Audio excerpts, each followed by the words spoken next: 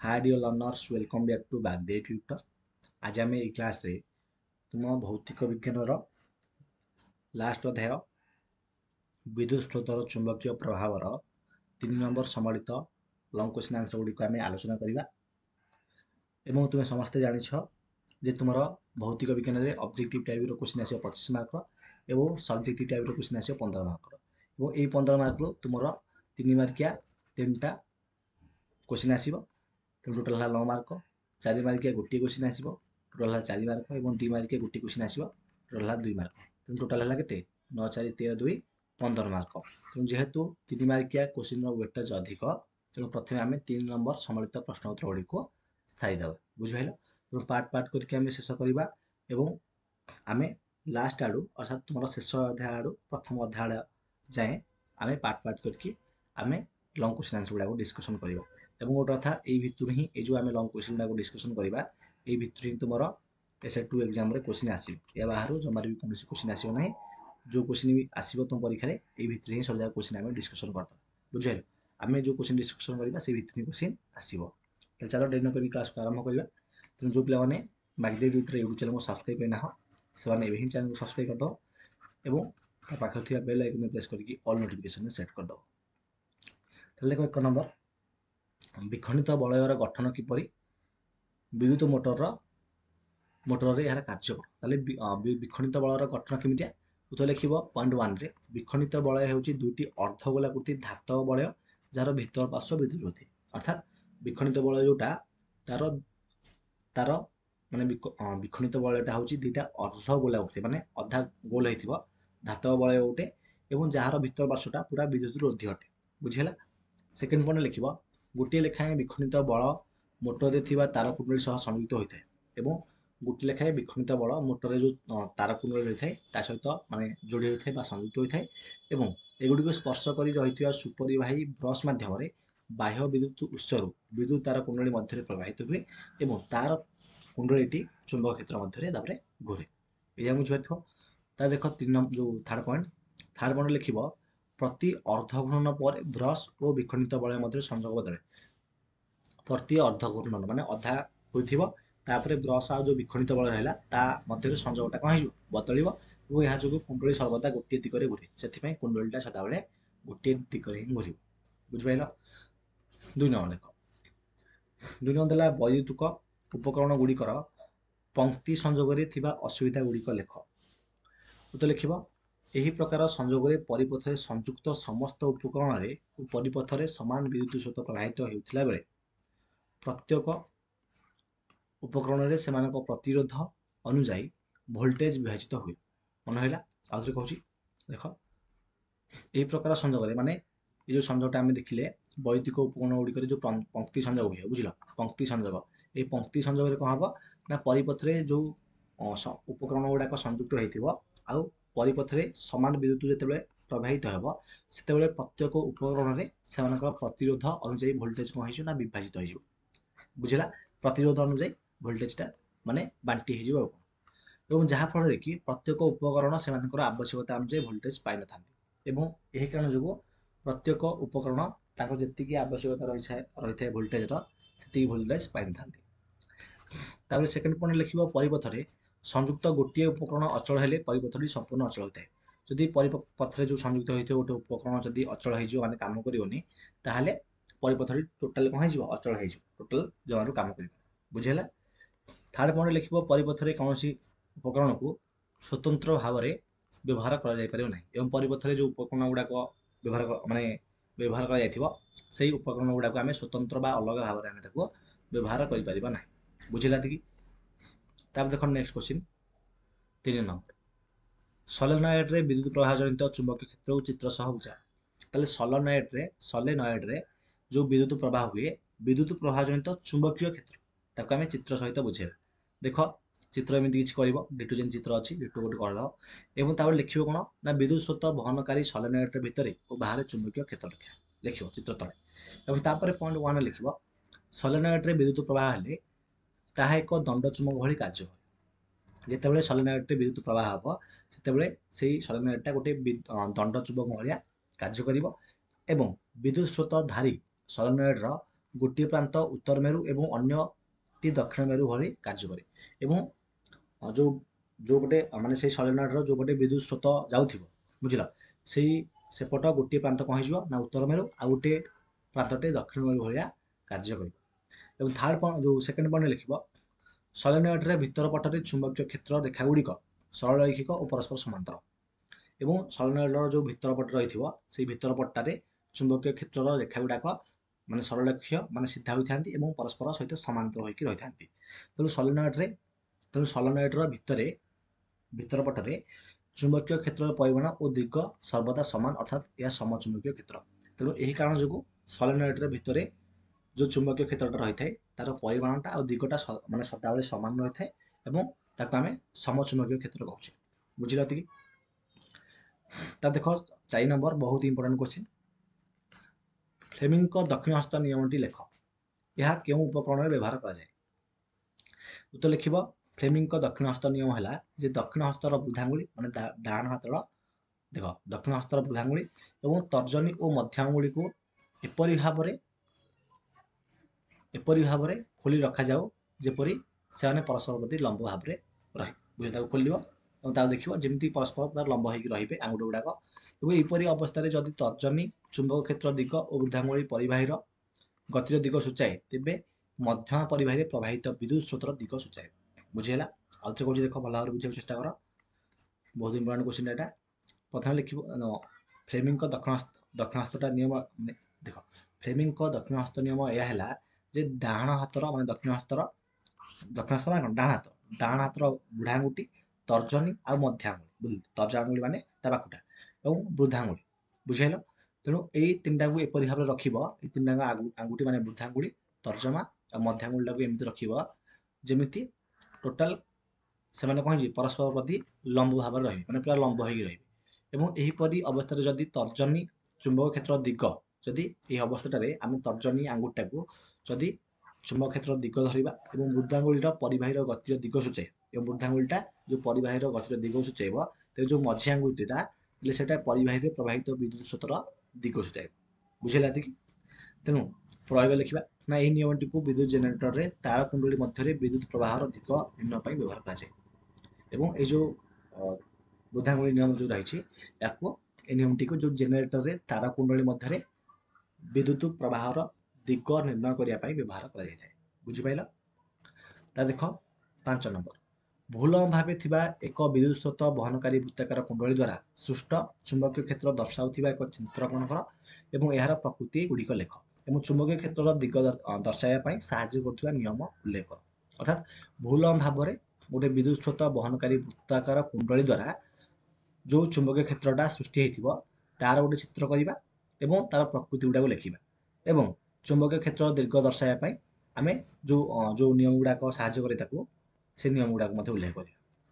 ଲେଖ, ଚିତ୍ରଟା କିଛି ଏଇଭଳିଆ ହବ, ଲେଖିଦବ ଚିତ୍ର ଯେମିତି ଲେଖା ହେଇଛି। ଏବଂ ତାପରେ ଲେଖିବ ବିଦ୍ୟୁତ ସ୍ରୋତ ବହନକାରୀ କୁଣ୍ଡଳୀ ଜନିତ ଚୁମ୍ବକୀୟ କ୍ଷେତ୍ର, ଚିତ୍ର ତଳେ ଲେଖିବ। ତାପରେ ଲେଖିବ ପ୍ରକୃତିରେ ପଏଣ୍ଟ 1 ଲେଖିବ ଯେ ବିଦ୍ୟୁତ ସ୍ରୋତ ବହନ କରୁଥିବା ବୃତ୍ତାକାର ପରିବାହୀ କ୍ଷେତ୍ରରେ ତାରଠାରୁ ଦୂରେଇ ଗଲେ ସମକୈନ୍ଦ୍ରିକ ବୃତ୍ତର ଆକାର କଣ ହେଇଯିବ, ବଢିଯିବ ଏବଂ କୁଣ୍ଡଳୀ କ୍ଷେତ୍ର ଆଡକୁ ଯଦି ଆମେ ବୃତ୍ତ ଗୁଡିକ ସରଳରେଖା ଭଳି କଣ ହେଇଯିବ, ଦେଖାଯିବ।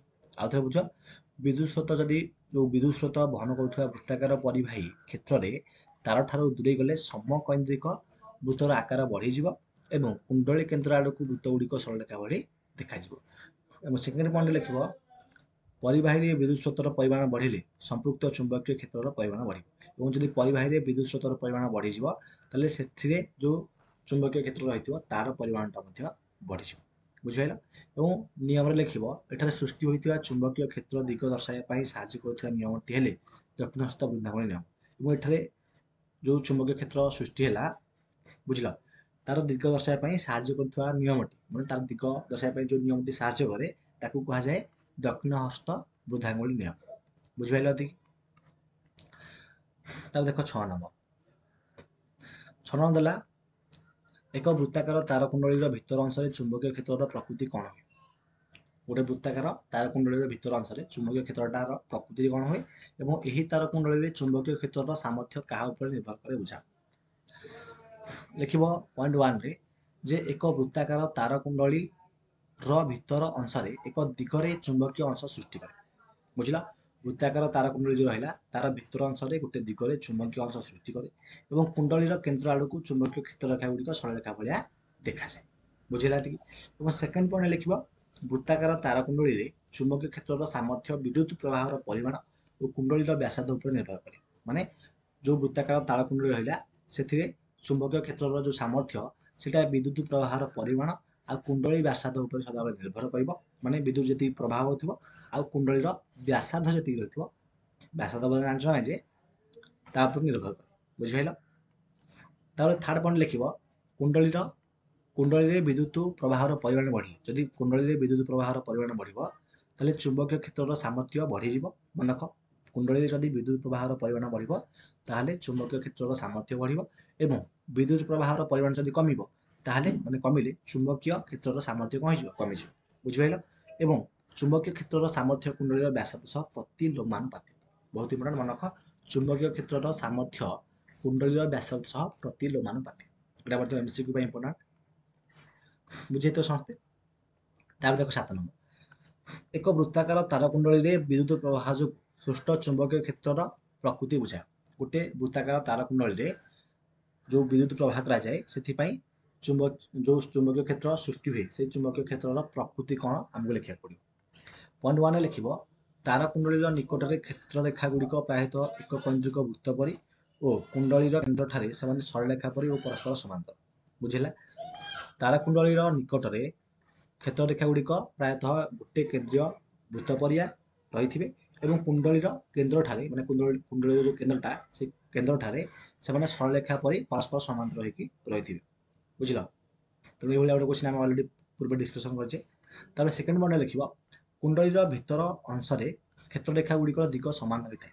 କୁଣ୍ଡଳୀର ଯେଉଁ ଭିତର ଅଂଶ ରହିଲା ସେଠାରେ କ୍ଷେତ୍ରରେଖା ଗୁଡ଼ିକର ଦିଗ ସମାନ ରହିବ ଏବଂ କୁଣ୍ଡଳୀର କେନ୍ଦ୍ରଠାରେ କ୍ଷେତ୍ରରେଖା ଗୁଡ଼ିକ କୁଣ୍ଡଳୀର ପୃଷ୍ଠବର୍ତ୍ତୀ ଲମ୍ବ ହୋଇକି ରହିବ। ବୁଝିଲ। ଏବଂ ଥାର୍ଡ ପଏଣ୍ଟ ଲେଖିବ, କୁଣ୍ଡଳୀର କେନ୍ଦ୍ର ଆଡ଼କୁ ଗଲେ ଚୁମ୍ବକୀୟ କ୍ଷେତ୍ରର ତୀବ୍ରତା କ୍ରମଶଃ ବୃଦ୍ଧି ପାଏ। କୁଣ୍ଡଳୀର କେନ୍ଦ୍ର ଆଡ଼କୁ ଯଦି ଯିବା ତାହେଲେ ଚୁମ୍ବକୀୟ କ୍ଷେତ୍ରର ଯେଉଁ ତୀବ୍ରତାଟା ରହିଲା ସେଟା କ'ଣ ହେଇଯିବ ନା ଧୀରେ ଧୀରେ ବଢ଼ିବ। ତାପରେ ଦେଖ 8 ନମ୍ବର, ମୋଟରର ଶକ୍ତିର ରୂପାନ୍ତର କିପରି ହୁଏ। ମୋଟରର ଯେଉଁ ଶକ୍ତି ରହିଲା ତାର ରୂପାନ୍ତରଣଟା କେମିତି ହୁଏ ଏବଂ ଏକ ସାଧାରଣ ମୋଟର ଠାରୁ ବ୍ୟବସାୟିକ ମୋଟର କିପରି ଭିନ୍ନ। ଗୋଟେ ସାଧାରଣ ମୋଟର ଯେଉଁ ରହିଲା ସେ ସାଧାରଣ ମୋଟର ଅପେକ୍ଷା ଯେଉଁ ବ୍ୟବସାୟିକ ମୋଟର ରହିଛି ସେଟା କେମିତି ଅଲଗା ସେଟା ଆମେ ଲେଖିବା। ଦେଖ, ଲେଖିବ ପଏଣ୍ଟ 1ରେ, ଏକ ବୈଦ୍ୟୁତିକ ମୋଟରରେ ବିଦ୍ୟୁତ ଶକ୍ତି ଯାନ୍ତ୍ରିକ ଶକ୍ତିରେ ପରିଣତ ହୁଏ। ଗୋଟେ ବୈଦ୍ୟୁତିକ ମୋଟରରେ ବିଦ୍ୟୁତ ଶକ୍ତି କ'ଣ ହେଇଯିବ ନା ଯାନ୍ତ୍ରିକ ଶକ୍ତିରେ ପରିଣତ ହେଇଯିବ। ମନେ ରଖ, ବହୁତ ଇମ୍ପୋର୍ଟାଣ୍ଟ, ସର୍ଟ କ୍ୱେଶ୍ଚିନ୍ ପାଇଁ ବି ଇମ୍ପୋର୍ଟାଣ୍ଟ ଏଟା। ଯେଉଁ ବୈଦ୍ୟୁତିକ ମୋଟରରେ ବିଦ୍ୟୁତ ଶକ୍ତିଟା ଯାନ୍ତ୍ରିକ ଶକ୍ତିରେ ପରିଣତ ହେବ। ହେଲା, କ୍ୱେଶ୍ଚିନ୍ ପଡ଼ୁଛି MCQରେ ଏଭଳିଆ କ୍ୱେଶ୍ଚିନ୍। ବୁଝିପାରୁଛ। ତାପରେ ସେକେଣ୍ଡ ପଏଣ୍ଟ ଲେଖିବ, ବ୍ୟବସାୟିକ ମୋଟରର କାର୍ଯ୍ୟଦକ୍ଷତା ସାଧାରଣତଃ ମୋଟର ଠାରୁ ଅଧିକ।